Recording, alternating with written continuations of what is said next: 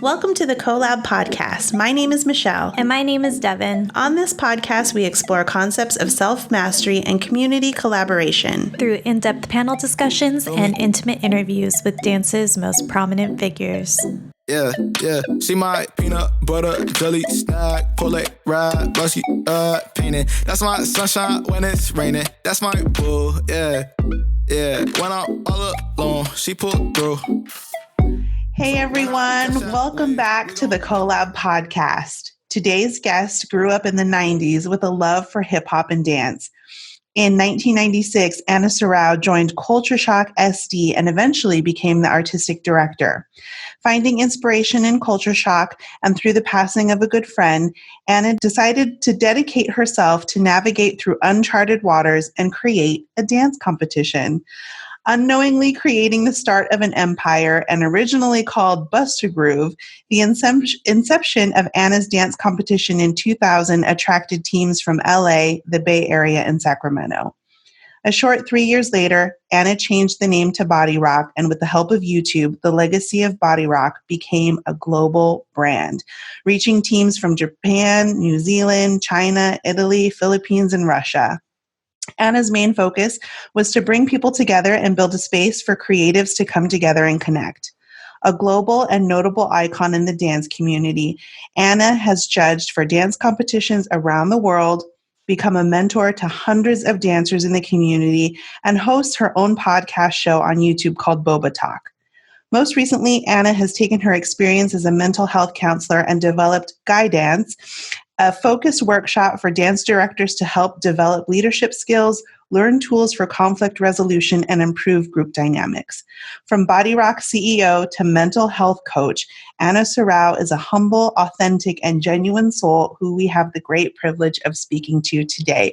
Please welcome our very special guest, Anna. Yay, wow. Welcome, Anna. Yeah, thanks for that awesome intro. Thank you so much for being with us today. Yeah, no, I'm happy to be here, especially during COVID and just everyone kind of pivoting into like finding new ways to still be active. So yeah, I'm so excited to be a part of the Collab podcast.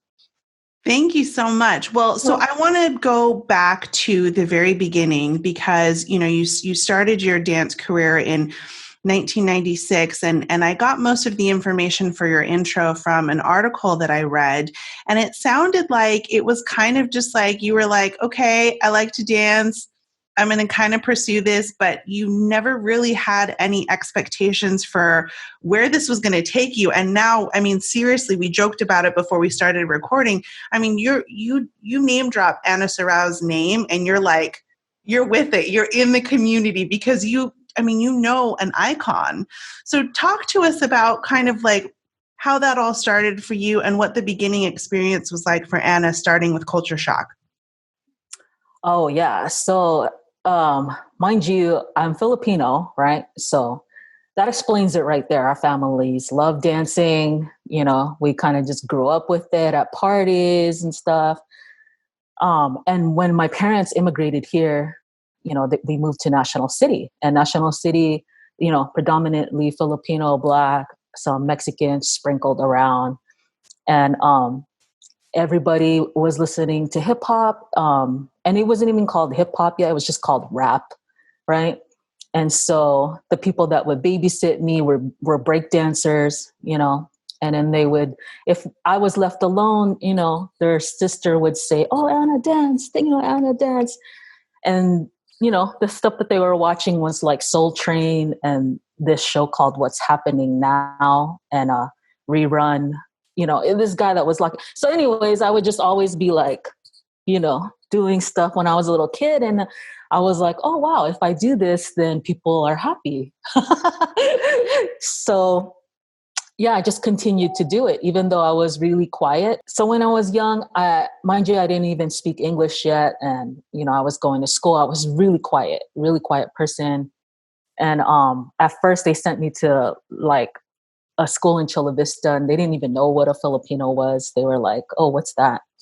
And then finally I went to, I'm sure you probably went to the same schools, Zamorano, Bell Junior High, Morse High School, and Zamorano was full of Filipinos, and it was also an art school. So I didn't realize how fortunate I was to be going to that school, because that really shaped my background. So I was always learning about art, doing art projects. And in school, my friends had crews, they danced in like dance crews, small teams and stuff. And we made up routines all the time. To me, it was just normal. You copy whatever was on TV, and that's how you made friends. Like literally at lunchtime, I'd be like, hey, teach me that, and we just kind of like, just kind of dance, first lunch, second lunch, and we would go to dances, and then you'd show off your dances, So to me, it was just how the kids were. Like, this is just part of being in school and what was cool for American or Filipino American kids, right? And so I didn't really think anything of it. And plus my parents were always like, oh, you're dancing again, why don't you do your homework or do something like, they're always kind of like telling me, oh, wash the dishes. So I got used to just kind of like, okay, fine, and I mean, at the time I danced 24/7 in the garage.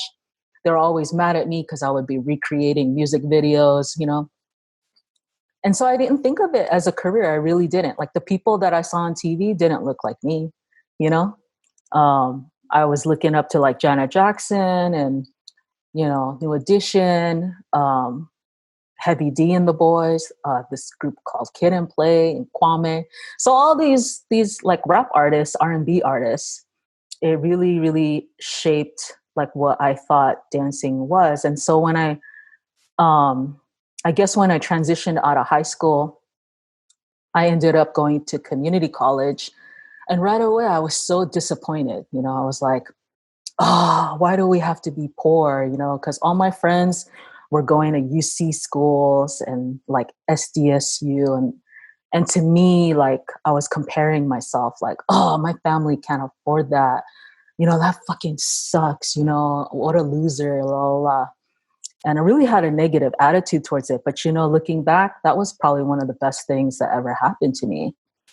I was interested in an associate's degree. I was on my way to becoming a teacher, like an elementary school teacher. And I was walking past this, like, I don't know, just some hallway, like the PE area. And I heard hip hop music.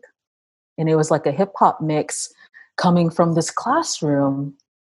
And right away, it just detoured me, and I was looking inside. I was like, who's playing hip hop in a college class? And it was this white lady. And this white lady was teaching this hip hop class, right? And I was like, no, you can't do that. No way, you can't do that in college. Come on. And plus she was a white lady, right? So I just stood there for a second, like, just hating on it and everything. And come to find out she was really good. It turns out that lady was Angie Bunch, and Angie Bunch is the founder, the owner of Culture Shock Dance Troupe. And that was way back in like 1993, I graduated in 94, 95.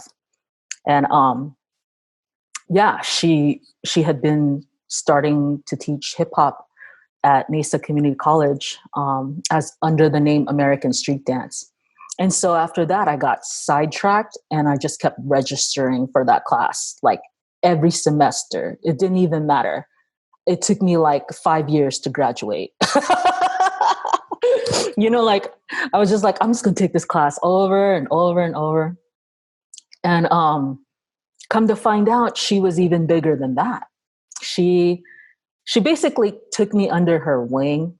And, the comments I often got back then was like, wow, you dance so raw. You're so raw. I love watching you dance. And in my head, I'm like, I grew up in this. This is an easy A for me. Like, you don't need to teach me this. Like, I know how to do it.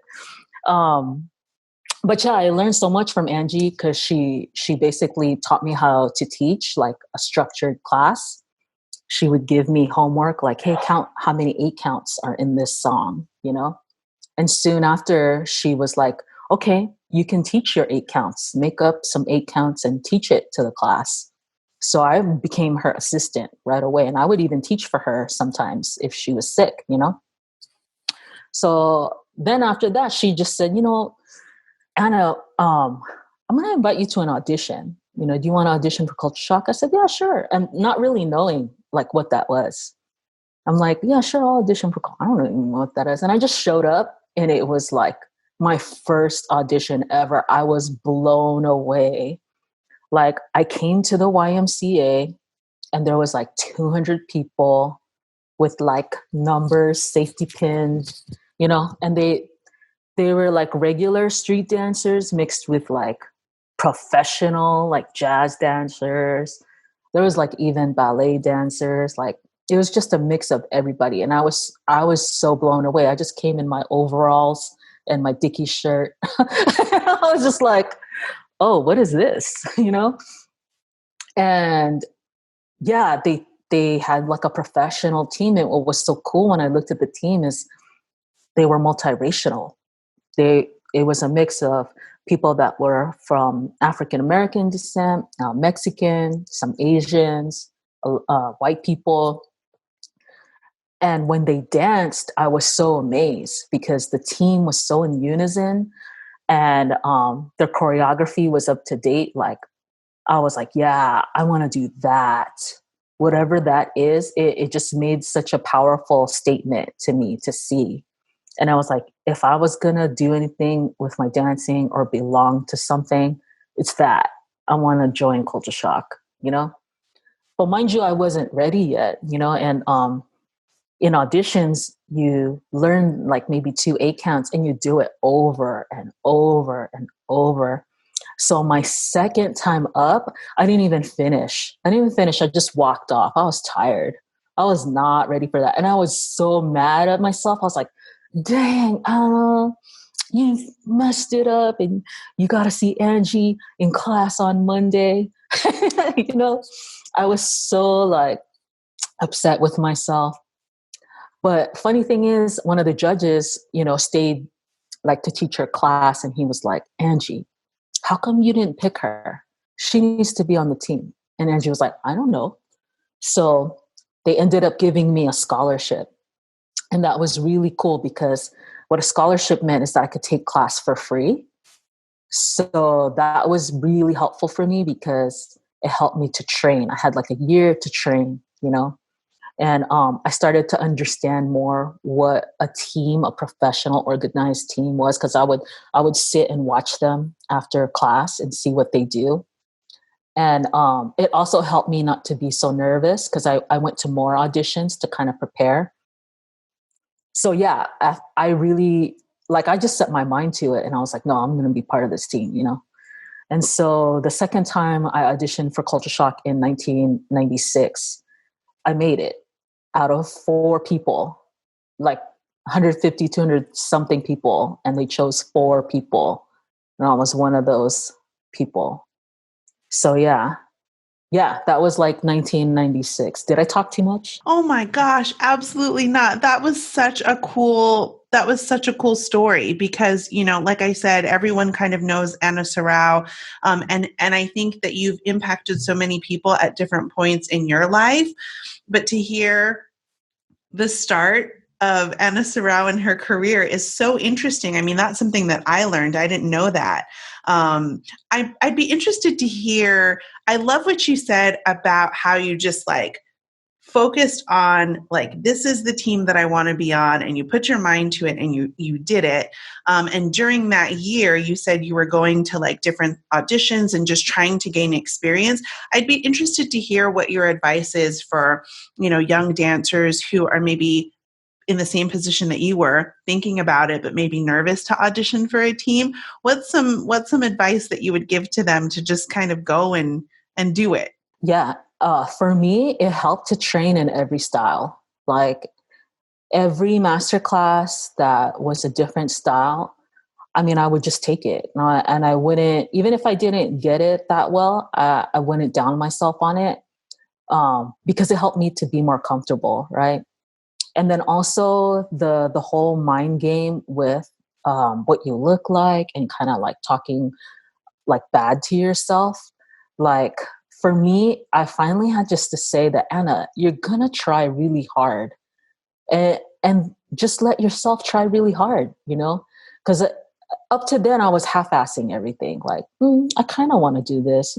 I guess I'll go, to finally admit that, no, I really want this and I'm gonna really try hard, So everything, I had my outfit picked out. I had prepared like a trick, Everybody at auditions is like doing flips and stunts, I had choreographed a handkerchief routine where I hid a handkerchief in my shirt and I busted out and I started locking with it and shit, but things like that, right? Like when you really finally give yourself permission to like, I'm going to succeed at this, then, you just start planning like as if you are. So give yourself permission to succeed and try really hard, because I think that's what it is. A lot of us have this, we hold back because we're like, oh, what if I fail? And, maybe it's safer just to play like, oh, it's okay, I'm not really trying,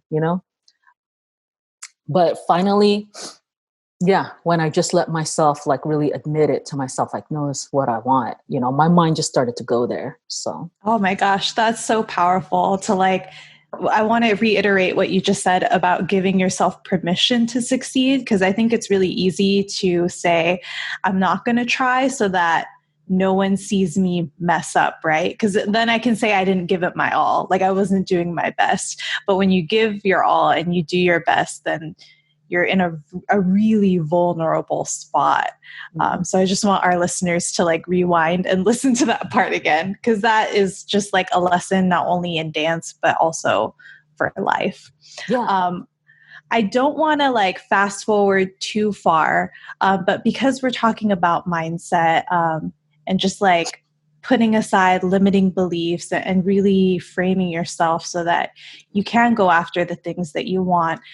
What are some setbacks that maybe you experienced early on, and how did you overcome them to keep the joy of dance in your life? Yeah, I mean, mind you, like, I think to a Filipino-American family, this was not acceptable. Like, they'd never seen anything like this. Like our parents know school, then you go to work, then you make money, and that's success. So really for me to be enjoying something and just purely doing it because I love to do it, that's unheard of in our culture, right? That's not culturally acceptable. So really, I don't know. I think that's what I learned, is that if you are really trying to do something that you love and pursue your dream, you're going to be upsetting to people that are close to you, and you're going to stand out. A lot of times we want to fit in and we want to like please everyone. But if you are really pursuing a dream, and a dream that is, there's no like pre-designated road, right? Especially arts, that's not something that our families know, right?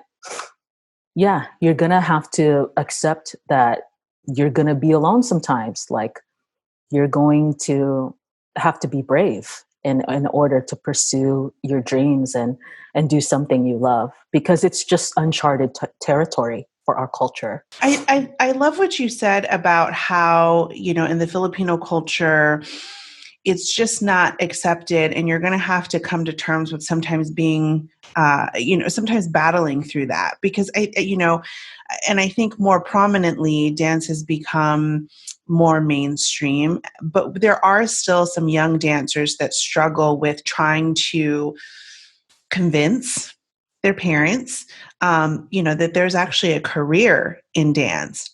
And so I think it's really important that you said that, because there's always going to be that obstacle. But exactly like you said, if you focus and you put your mind to it and you set the expectations for yourself that you may sometimes be alone and you may sometimes be battling a fight that doesn't seem like you're going to win, if you can stick through it, you might just be able to overcome and actually pursue your dreams. So I think that's a really great point. Yeah. And it's really brave for people that decide, you know what? I think I really do like this. I really do want to pursue it.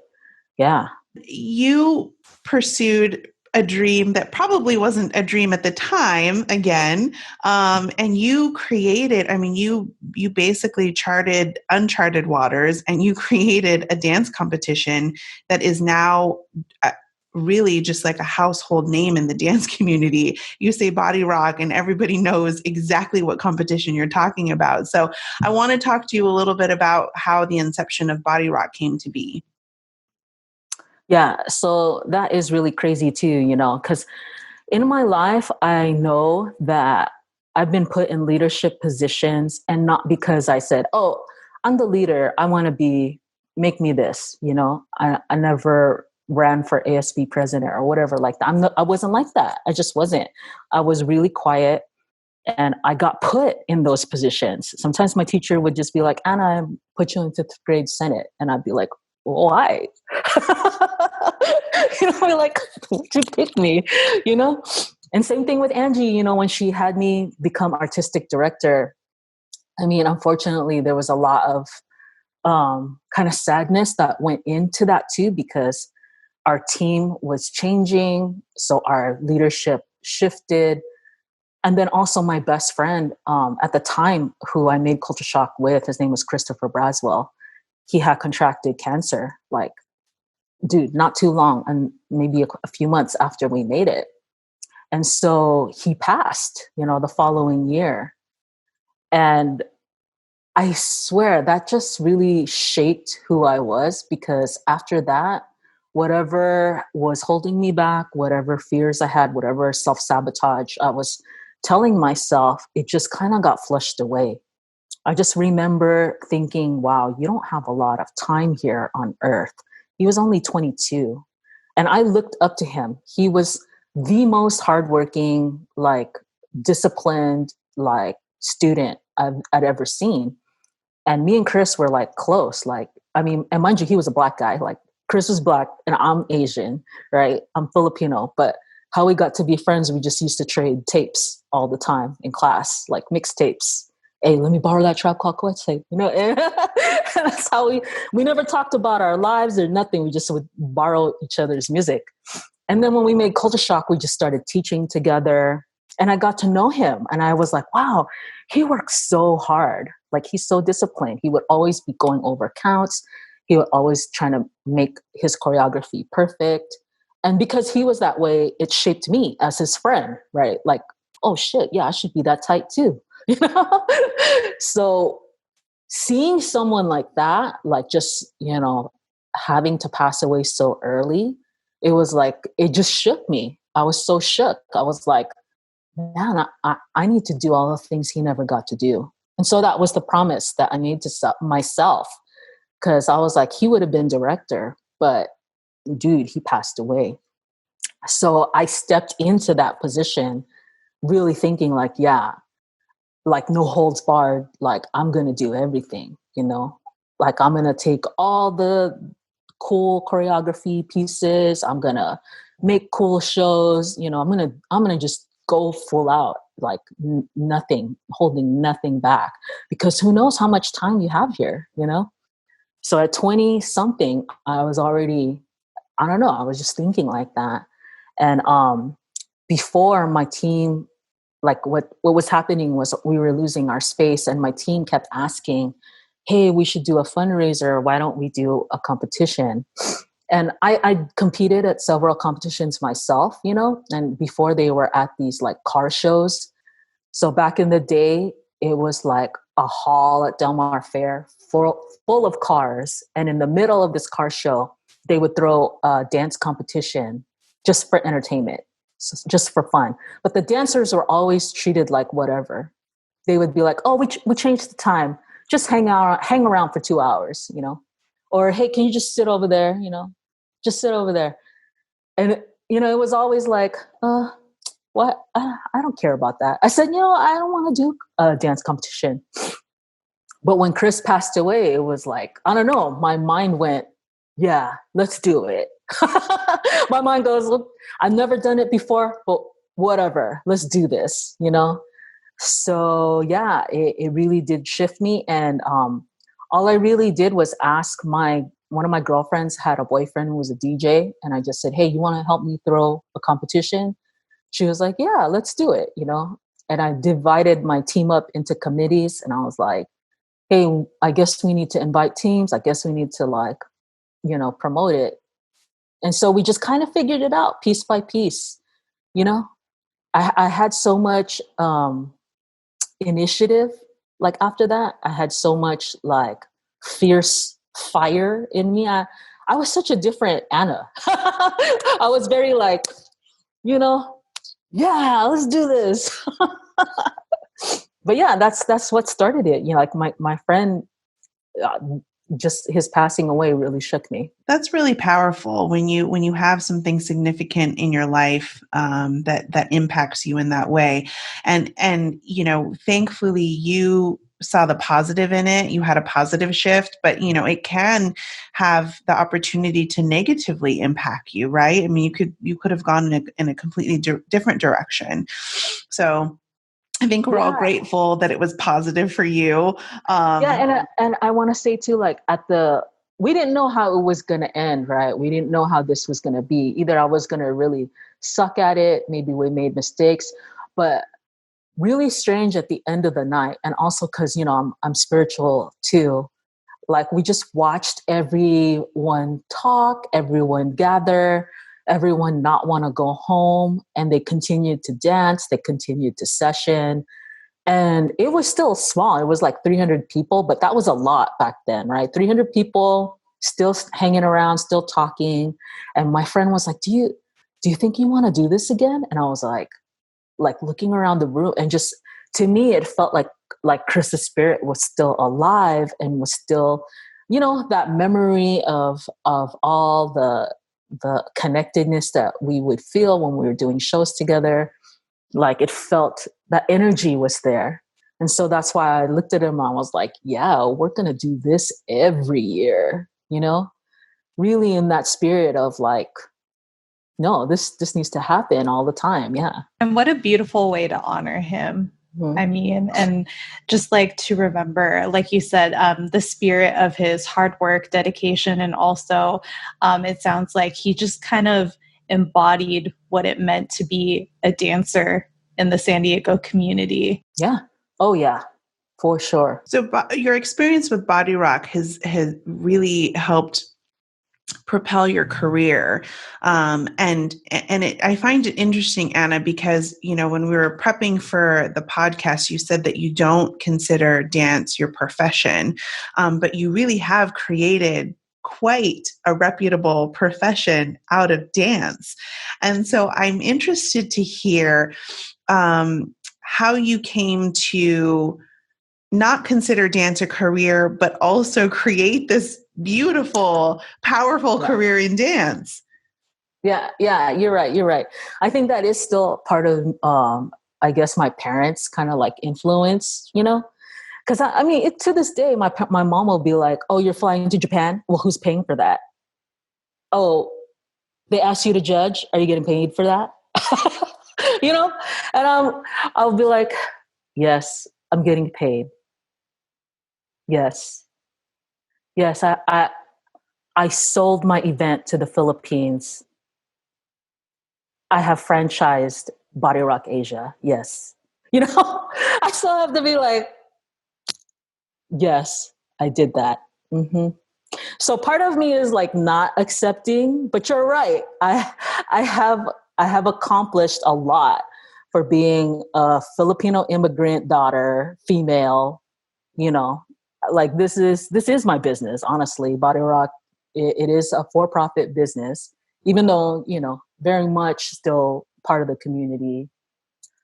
Oh my God. Yes. Yeah.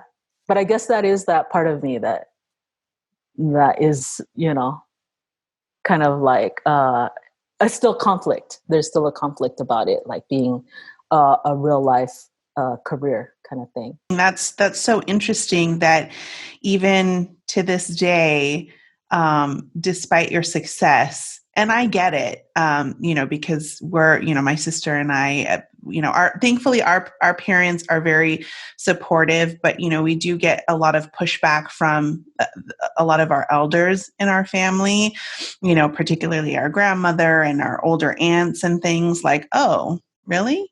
What is this? What, I don't understand how you're actually being successful, being a dancer. So, but I find it interesting that you're still having to kind of like rationalize and justify to your mom that, you've it's because essentially, Anna, you've created this empire that everyone knows, but it's funny that in your own house, you're having to justify it. Yeah. Even as you say it, I understand it sounds weird to me, but that is true. Yes, that's very true. I have mentored so many like professional dancers in the industry, and maybe I'm not YouTube viral like Keone and Mari, but yeah, people, if you mention who I am, they know. Yeah. Yeah. So yeah. And I have accomplished, I do accept that. I do receive that. So thank you for reminding me that I have accomplished like a lot. Out of all of your accomplishments in dance or even just in life, what would you say is the thing that you're most proud of? Yeah. Yeah, no lie. It has to be Body Rock. If I die right now and go to heaven, I'll be like, hey God, thanks for giving that to me. This is what I did with it. It would be that, because I had really had to overcome and be resilient and over a lot of things. I mean, I don't know if you know, but my partner was embezzling from me in the beginning. So that's why we had to change the name. I started over, and then I had to again redo the partnership because I was doing too much in the business. I had to learn how to do everything myself, from really staffing and training my staff. And then even the legal documents I prepare myself. And that's no joke. To have to prepare a legal document in order to franchise this to another country so that they can do it in another country, like that's a lot of communication, conflict resolution skills that you need to have, and especially me as a female, being taken seriously by Asian males, right? So even then, how to do business in other countries, because I didn't give Body Rock over to the first country that wrote me and had a proposal. I went through several, and because I really wanted to make sure that they produced it the way that I wanted, right? And so, yeah, I really sought out legal advice from a lawyer. And all of these things, from reading contracts to communicating. And we would have kind of like, because I can't control it, right? If they're in the Philippines, they're calling the shots. But to be able to negotiate, that's another skill. So yeah, a lot of the things that I learned along the way, I mean, I learned because I had to do it through Body Rock. So I have become proud of who I became as a owner and in my own right, just my own self as a female like leader in the game. I don't know, I'm very proud of the outcome, and even going to Body Rock Asia and seeing it manifest, like that's a dream come true. Like for me and my staff got to go. Me and 3 of my staff, we got to go see Body Rock Asia happen, right? Yeah. So I was very proud that I got flown out. I got paid, you know what I'm saying? Like who gets to have that happen? And this right before COVID, right in the middle of COVID, And so, yeah, you're right. I do take pride in that. Yeah. Thank you for reminding me. It's an amazing accomplishment, Anna. And I want to talk, there's so much that I want to talk about. So I want to make sure we cover it.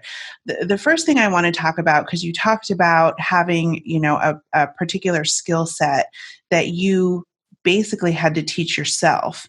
And I know in the intro, we talked about how you're starting this new program called Guidance. And I really want to focus on that because that's your current project. And you're helping leaders in the community develop this very particular skill set. And I want to talk to you in more detail about how the program is formatted, and what you're offering as part of it. Sure. So what you want to ask me what I'm offering right now through guidance? Yes. Okay. Yeah. So I just recently graduated with a master's in family therapy, right? Yes. And so I kind of made the decision that in order for me to get licensed, I needed to have 3,000 hours, right? And just with how life is today with COVID going on, with the election, everything, it was too much. And so I decided that, hey, you know what? I can do this through life coaching, and I could still offer counseling services, but, there would still be a boundary, because coaching definitely stays in the present, and you just offer like tools and psychoeducation.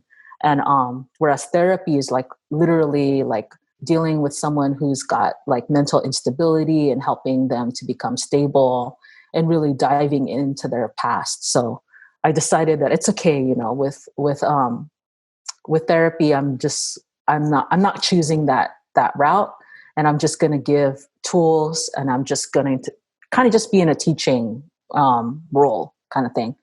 So I started to give free services first, and basically I offered a class on identity and dance, and I also offered leadership tools, and I was just kind of like experimenting to see if this was something that our demographic needed. So yeah, I had a few people respond. I had like 5 or 6 people, and I ran it kind of like a circle, where I would do a presentation, and then we would talk about my presentation, and I'd offer discussion between the group. So, and after that, I was like, oh, I got really good responses. Well, I'll just continue to do more. So now I'm also offering kind of like a mental health part.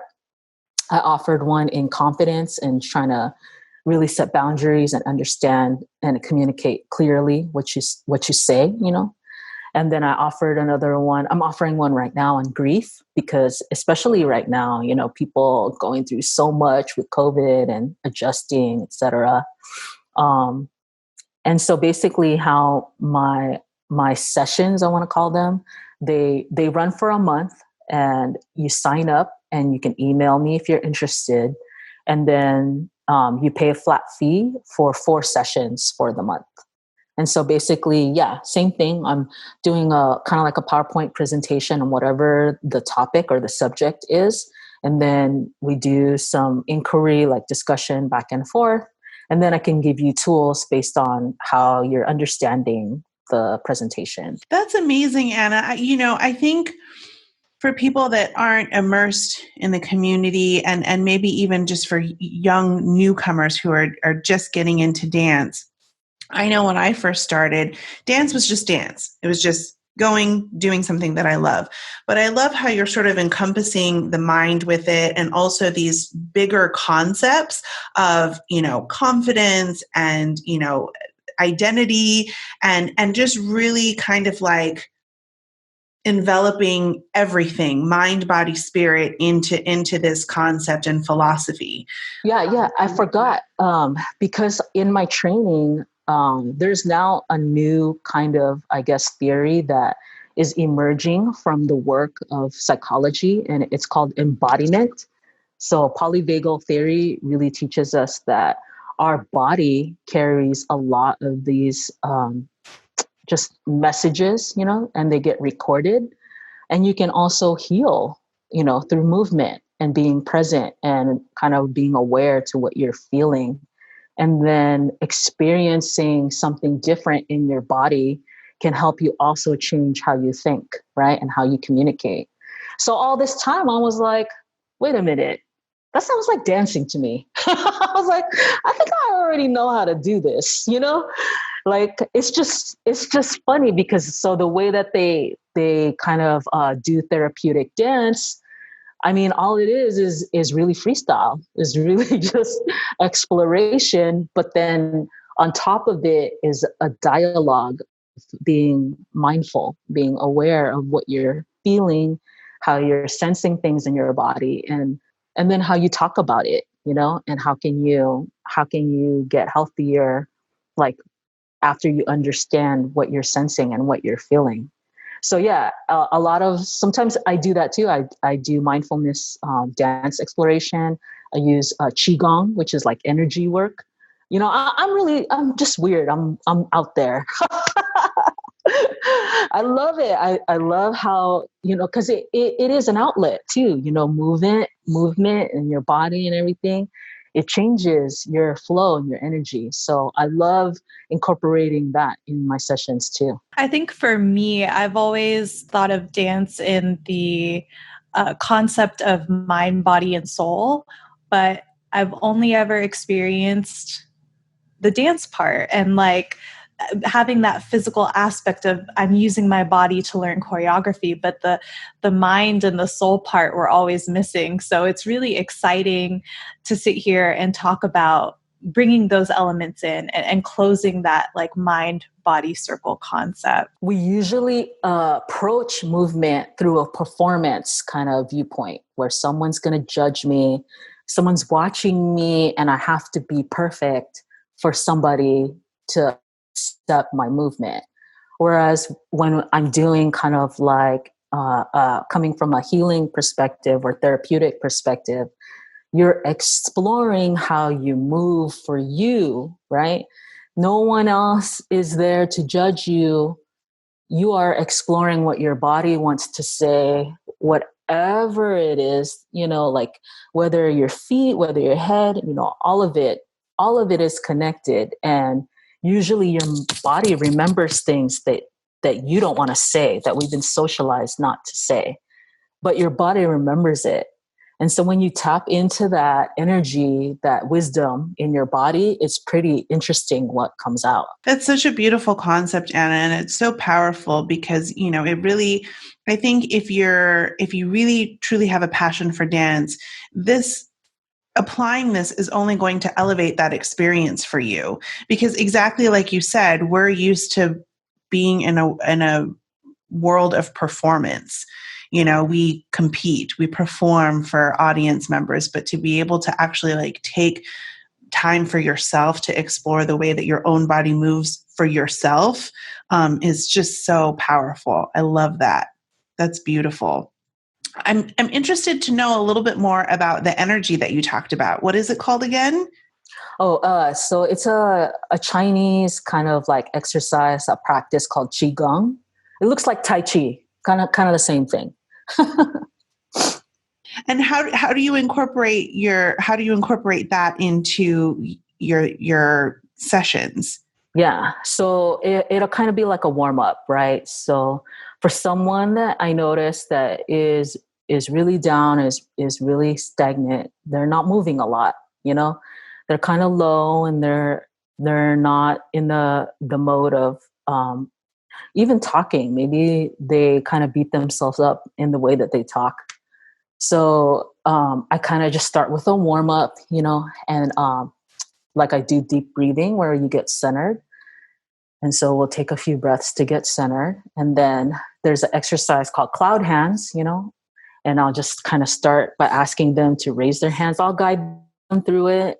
And maybe I'll ask them to have an intention of like air, and what does that feel like, in your body to be light, And then, mind you, they'll start talking about, oh, wow, I haven't thought about what it feels like. It feels pretty easy to move like this, and it feels enjoyable, or whatever it is, whatever that experience is for them, kind of thing. And then maybe they switch the intention, and I'll ask them, okay, well, what does it feel like if you're moving through earth? And then it'll kind of like shift. I'll ask them, what's so hard? Well, what's going on there, And is that more difficult? Is that more easier? What is the intention? What's going on? And, and then their energy starts to change as we're moving, And then there's also different exercises. There's one that I like that Qigong is called like swallowing the bitter pill, where you expand and then you inhale, and then you expand through your heart and lungs, and you exhale, and then you right? You release. And basically what that is, it symbolizes the Chinese belief that if you're able to inhale all the bitterness of life, this exercise helps you to digest it in a slower way that you can really just flush it out of your system, right? So that's kind of like what this exercise is, a reminder, and also energetically helps you to actually do it. So it moves both your body and your mind, to accept this message and to be able to practice it in a flow that feels kind of like a choreographed dance kind of thing. So yeah, so Chi Gong has different like patterns that you move through. And what I'm doing is I'm just kind of talking about the psychology part of it. You kind of notice, right? Yeah. So that's it. It's just kind of combining. Oh, I think that's so cool because it incorporates breath work, which is something that's really important as a dancer, but also just as a human. I forget the statistics, but we forget an astonishing amount of time during the day to actually breathe. And sometimes we have to consciously remind ourselves to breathe. And then I also want to circle back to when you said that it's almost like you're taking them through a choreographed routine. So again, like circling back to movement almost as if you're learning like a dance. Mm-hmm. And it almost sounds like freestyle to me when we're connecting all the things that you've said so far, just kind of like feeling loud, like how certain textures are between like air and like moving through earth. So many of these things are so vital to being a dancer. But it's funny to me that only now, we're putting more emphasis on that. And I think that has a lot to do with COVID, just being forced to be out of the studio and saying, hey, what have we been ignoring? What have we been neglecting? And it's the mental part of being a dancer. Mm-hmm. Yeah, and it has so much power to heal. Like we didn't ever look at it like that. Yeah. Anna, I'm interested to hear your opinion, because you're practically a master in what you do. In your opinion, how has the dance community evolved from when you first started to what it is now, especially in light of COVID? A lot of things have taken place, and it's been very difficult to really process, right? At one point, the community was very small, and the community was largely Asian Americans, right? Because a lot of these college clubs, Kaba Modern, Pac Modern, Team Millennia, they were Filipino or Asian or Japanese or whatever American clubs, heritage clubs, but also had an extension that danced hip hop, right? So very small, everyone knew each other, and we like to organize. So of course we organize events. Of course, we will organize like meetings, with all the directors. Everyone kind of knew each other, and it worked that way. It was really like a time of, I felt like I was really happy to know everybody and everyone worked together. And then you get into maybe, I want to say the mid 2000s, maybe YouTube really blew us up. Maybe all of the TV shows, the networks shed light to the outside world on our community. And so it really raised a lot of business opportunities, right? Where dancers are getting flown out, dancers can become brand.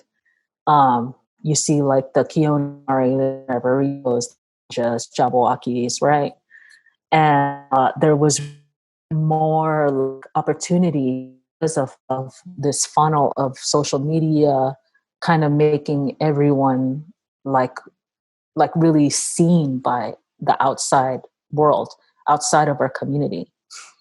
And so that was great because it was like, wow, I think we're going to be able to have longevity if people can make careers out of this, and, you know, people can feed their families and still be a dancer. Then, wow, it was heading in a like really cool direction. I remember feeling so happy for Jabberwockies when they first had their first Las Vegas show. Like, wow, you're able to feed your family off of being a dance crew? Off of being a dance crew, like, that's amazing. Who does that, you know? And Sean Evaristo opened a dance studio. He's a Filipino who owns his own dance studio in North Hollywood. Like, that was amazing, you know? But I felt like also now the more we've expanded to some exponential degree, right?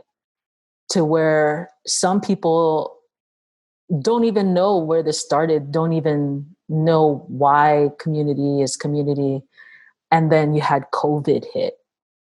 So COVID just really hit us, and it's like sucker punched us. I don't have a better way to say it. I really feel like a lot of issues were kind of like just opened up right now, you know?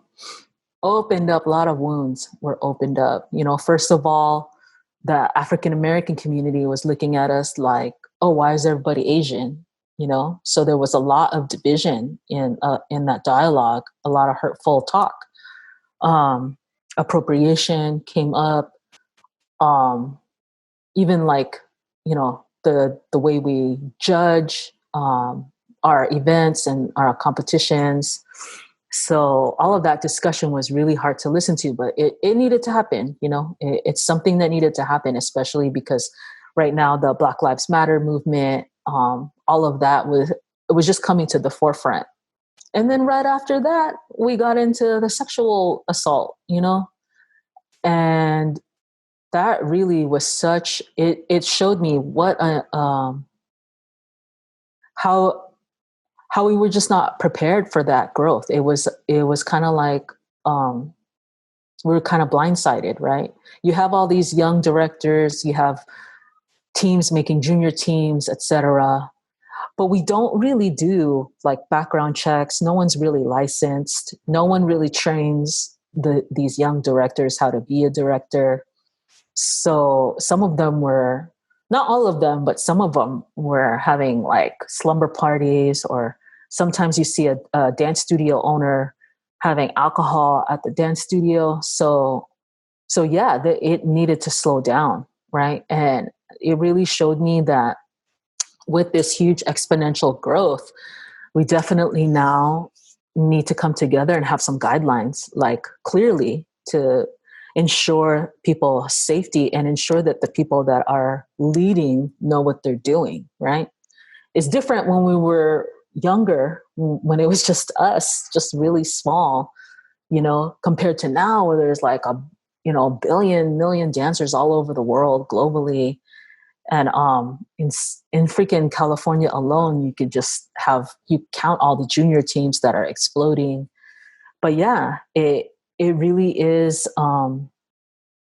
It's just crazy. And now we really have to think about it. And whereas before it was just so informal, now I start to feel like, because it's so big, that we almost need like a organization or something that guides us, kind of thing. Yeah. I was going to ask you, Anna, kind of in light of everything that's happened. I mean, I think I know the answer, but I would love to hear your opinion on, kind of what the next steps are to get past this, all the reports of sexual misconduct and abuse, and also just, the whole Black Lives Matter movement. How can we as a dance community move forward from everything that's come to light recently? Yeah. And what sucks is the challenge is also the answer. We have to be in community, and we can't do that right now. So it's very damaging that we are all separate and we're all talking in our own little bubbles, our own little friends that we know, and we haven't had a chance to come together right? We haven't had a chance to witness each other and, be together and be like, oh man, that I really feel for you. Yeah, let's come up with a solution.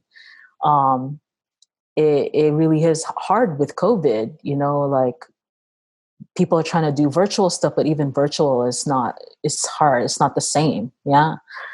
And, we have slowly started to do these Zoom calls. Like I've been in a few, and I know San Diego dance studios are talking, and I know I'm also in communication with all the dance events, as many as answered my email, about forming a coalition against, the sexual misconduct and getting dance teams trained. So we're really trying to put a high priority on this so that like it just does not happen 7 generations down the line, right?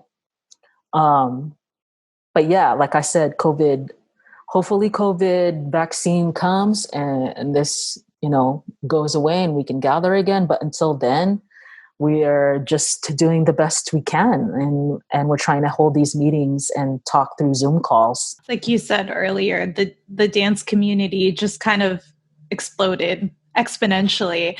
And now here we are. And in a way, I almost feel grateful that we're taking a pause and looking back and seeing how we can fill in the gaps of things that are hurting the dance community. Because there shouldn't be a reason why anyone shouldn't feel safe to dance. Because, even at the top of the episode, Anna, you said, oh, when I dance, it makes people happy. And like that is a concept that I think we need as a community to revisit and see how we can just get back to that. Dance makes people happy. With everything that's happened recently, it's been, and I can only imagine, but it's been so damaging. Yeah. And that's really heartbreaking. Yeah, I've been speaking to a lot of dancers because what sucks is that a lot of these people that were perpetrators were like heavy names, like pioneers almost in their dance scene, And so you have memories of your first time and your first performance and maybe your team that made you happy tied to, this case of sexual abuse. So it's hard for people to hold those two together and they just want to throw everything out. Thank you so much for sharing your insights and your opinion on that. I do want to shift a little bit, and talk about Boba Talks, because I think it was such a great concept. I mean, when you first came out with it and I saw it on your Instagram, I was like, first of all, that's genius because everyone loves boba. Secondly, it's just a great casual opportunity to sit down and talk to people in the community. So I want to talk to you about kind of where that all started. And also some of our listeners want to know what your favorite boba is. Yes. Yeah. I don't know. Should I talk about my boba first? Maybe I'll do that. Okay, guys, I have 2 kinds. Okay. So if it's like a cold day and I'm feeling like, I want something cold, then my go-to is taro milk tea with the boba, right? And then like right now I have this new favorite because it been kind of hot. So I was experimenting. So I've been getting a winter melon coconut milk tea and not boba, but herbal jelly. So trying to stay healthy with it. Yeah, try it. Try herbal jelly. Kind of tastes like grass, but I don't know. It makes me feel like I'm being healthy. I like that compromise too. It's like, it's a treat, but also I'm being very conscious of like what's in it, and I can feel like it's not a guilty pleasure, right? Yeah. That's the compromise. Just try it. Just trust me. Just try it. I usually go to Kung Fu Tea. So yeah. Oh, but I forgot. Okay. So I'll go into Boba Talk. So yeah, when I was doing this, I was kind of just like hanging out with my friend and the idea came to my head and I was like, hey, Mappy, you know what? Hey, can you just videotape me on my phone? And maybe we'll just do an interview and I'll post it to Instagram. And so he was like, what are you talking about? And so I told him the idea, and I forgot my friend Mappy is a professional videographer. So he was like, Sarao, no. I got you. He bust out the 2 cameras, right? So I had a profile view, I had the center view, and then he made me, he was like practicing. He goes, no, you need an intro. You need an outro and you need an intro. And I was like, well, I don't know. I mean, I just like chatting with the homies and I just like drinking boba. And he goes, okay, yeah, say that. So he was like, come on, just say it. He's like helping me practice. Like, okay, I'm Anna and I love chatting with the homies and I love drinking boba. And this is Boba Talk, you know? And so that's how it kind of happened, that episode, right? And it was so funny because after I saw it, I was like, oh my gosh, this is dope, you know? And I liked it. I was like, yeah, we should keep doing these, you know? But the thing is, Mappy's not always with me because he lives in the Bay Area. So I ended up, I just kind of use a regular like flip camera, and I just use my phone as the mic. So I'm just doing this hella ghetto, hella low budget, you know? And I started to interview all the choreographers in our scene because once again, you know, I thought about it, I was like, you know, it's not even written. No one's ever even documented how our community even started, you know? And so that was one of my agendas, is like, okay, I'll probably just interview every choreographer I know. And a lot of them, I mean, it's not just about Asian choreographers. I mean, I would talk to everybody, you know, everybody in our community.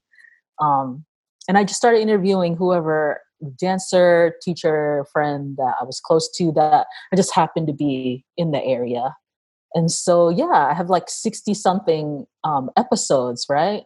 And I also asked them to give advice to the kids, you know, about being a professional dancer or even how to pursue their dreams kind of thing. And it was pretty cool. I mean, I loved doing it. I had fun, and then COVID happened. So I had to slow down. And it took me a few months or whatever, but I just finally figured out that, okay, I'll just interview people on IG Live. So I had been doing that. And my first interview through COVID was Ving Nguyen from Kinjaz. So thank God. Because him too, he was kind of depressed. He was like, no, I haven't talked to anyone. And so I was like, oh man, yeah, I miss you too, you know. And this was right before the Black Lives Matter stuff. So then that happened. And so then right away, the tone of the show got super serious because I started to interview a lot of my African-American, my Black friends, right? And those conversations taught me so much, right? But again, it was really serious. I interviewed everyone from my friend who worked at Marvel. He's a creative, to my friend who's a therapist, to my friends who were in the community and teach dance, like Darky, you know?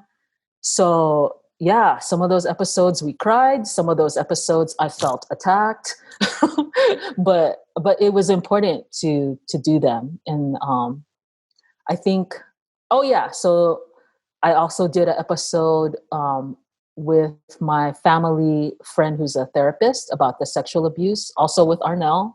We talked about it. And I probably just started to go back to like regular Boba Talks in the last weeks. Because, you know, it was so heavy that from March to freaking like August, it was so heavy. So yeah, those Boba Talks, I'm slowly moving them over to my channel. So they are on my YouTube because I figured out how to move IG stories to YouTube. But yeah, so yeah. But unfortunately, because of COVID, we don't have Boba. We're just talking in IG Live. It's an IOU for Boba. You just have to make up all of those Bobas once, we're allowed to go out. Yeah. But I did get an offer. I want to mention, I don't know if you guys have heard of Snoice. Okay. Yeah. So my friend Jarrell hit me up and he was like, hey, you know what? I'm thinking of sponsoring you. So let me know if you'd be down. I was like, hell yeah, I want free boba. So yeah, hopefully, I'm going to probably hit him up when I'm back in San Diego, but it would be great to have free boba for Boba Talk. That's amazing. Do it. It's nice. We're backing Anna Sarao. Yeah. So hopefully, yes. That's amazing. Well, I mean, I think it's so cool because you were sort of, again, Anna, the pioneer for, creating a platform to, give a voice to the dance community. Because like you said, we have never really documented any of the stuff in the dance community. And so I, want to thank you because you've really helped pave the way, not only for our podcast, but I know a lot of other dancers have started podcasts and things similar. So thank you for that. Thank you for the recognition. Yeah, absolutely. All right. Well, we're going to take another shift. This is probably one of my favorite segments in our podcast episodes that we do. And it just gives our listeners an opportunity to know random facts about Anna. They know your career, they know your reputation, they know how credible you are. But we're going to go through a series of rapid fire questions to get to know Anna better. So I'm going to set my timer for 45 seconds. And Devin is just going to read off a series of random questions that you're supposed to answer as quickly as you can.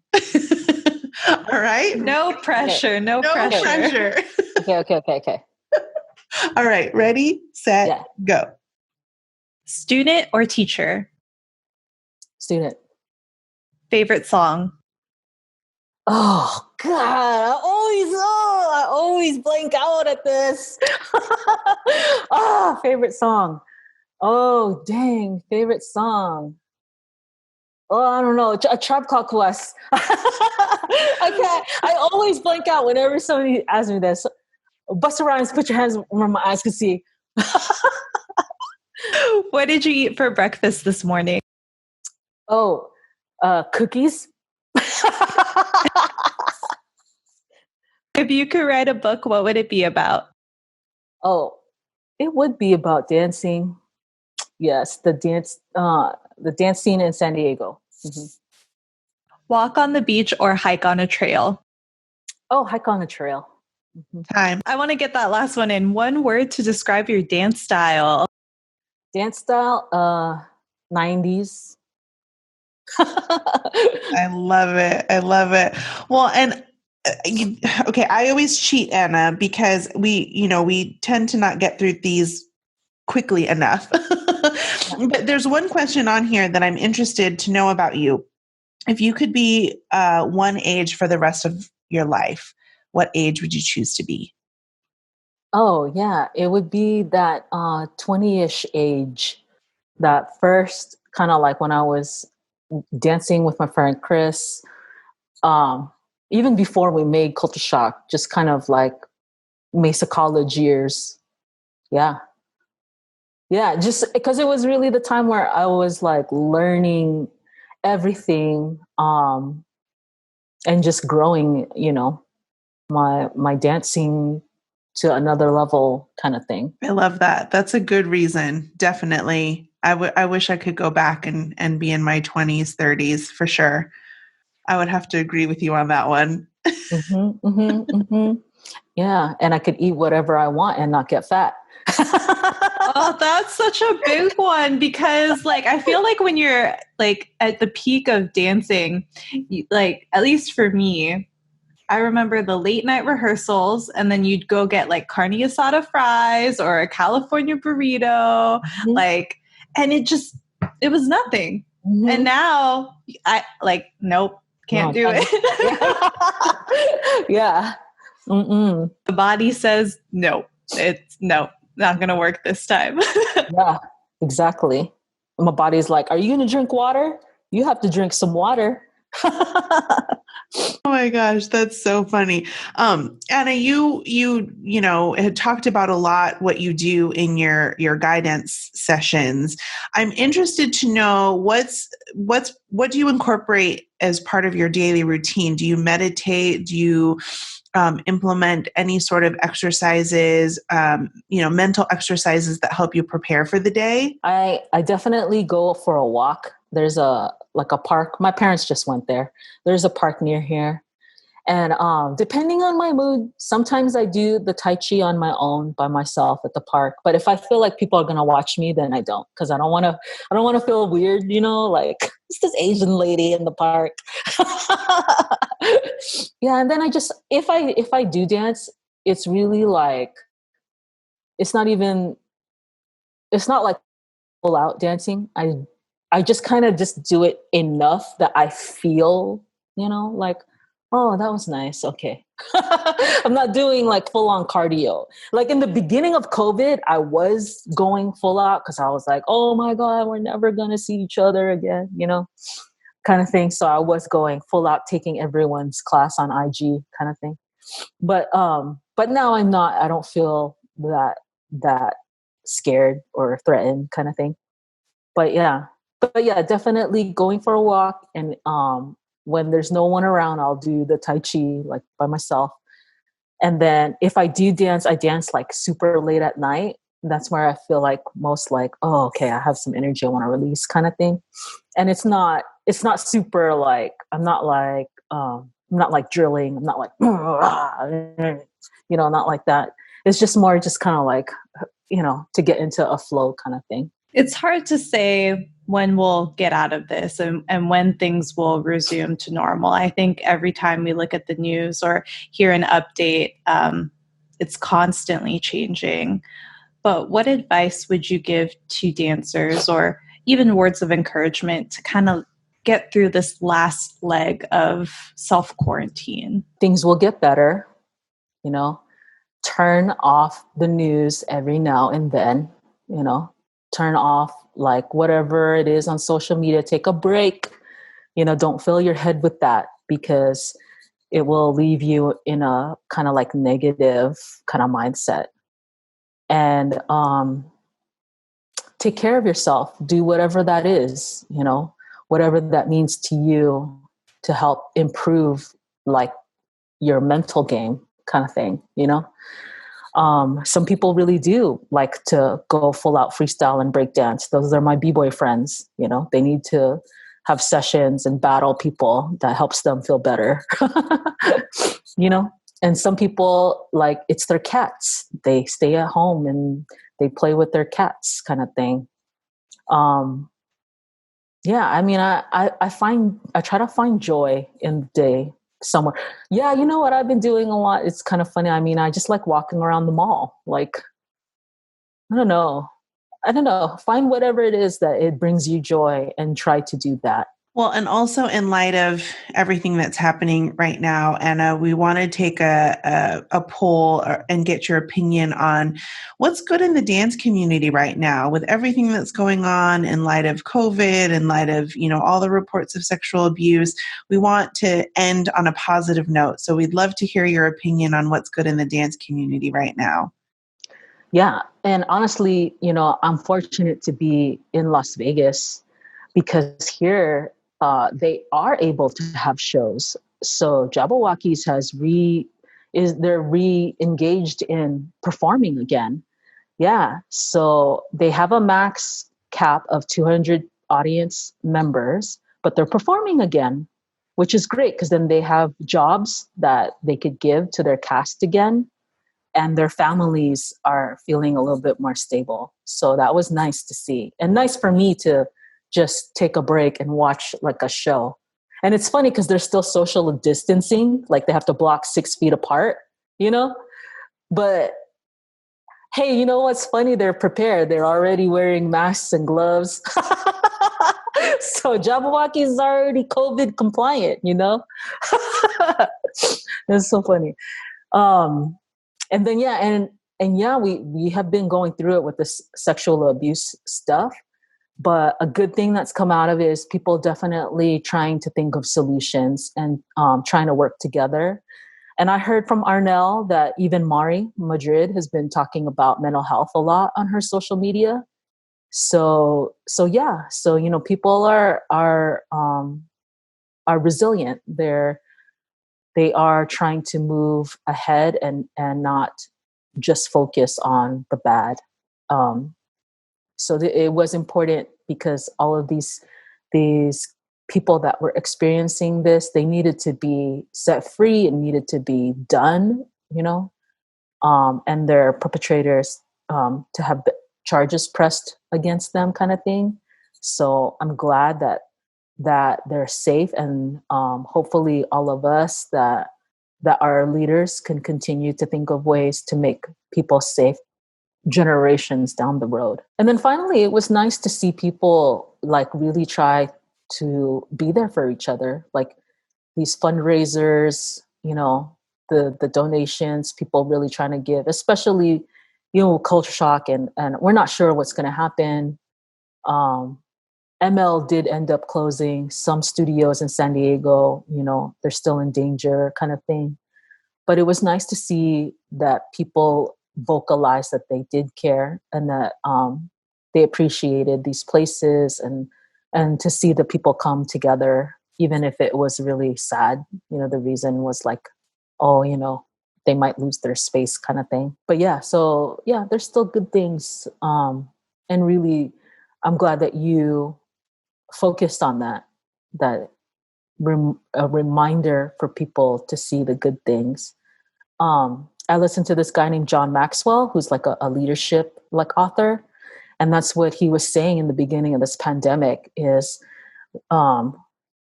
try to come from a strengths-based or a positive life stance. Because if you see bad things through a positive life stance, your life will get better. But if you see things from a negative life stance, things will just continue to get worse. So always try to learn from something that's really bad, and remember that it will pull you forward and your life will get better. Dev, you were shaking your head. Are you familiar with John Maxwell? Yes, I actually just finished reading his book, Sometimes You Win, Sometimes You Learn. And I feel like the dance community has chosen, in light of everything, that we're going to learn. We're going to learn and we're going to move forward. Mm-hmm. So thank you for sharing that, Anna. Well, Anna, where can people find you? Where can people get to know a little bit more about you and get to know a little bit more about guidance? Yes. So I do have a website. It's just my name, Anna Sarao, ANNASARAO.com. Feel free to read about me there. Also my YouTube. So it's, again, just my name, Anna Sarao, ANNASARAO.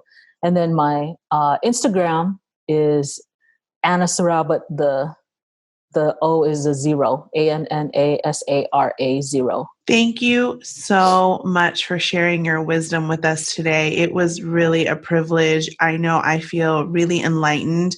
I feel really energized, and it just was really a privilege to talk to you. So thank you so much for taking time out of your day to talk with us, and we'd love to have you back. Yes. Oh my God. I had so much fun. Thank you for inviting and even thinking of me, during this crazy time. So appreciate you guys. And I'm glad that you're doing this podcast, that's awesome. Yes. Please don't bring your friends.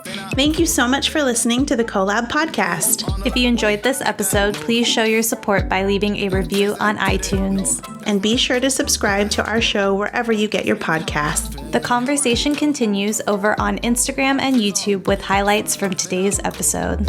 When you on the way, make that move. Can't stay dead, no, that's my boo.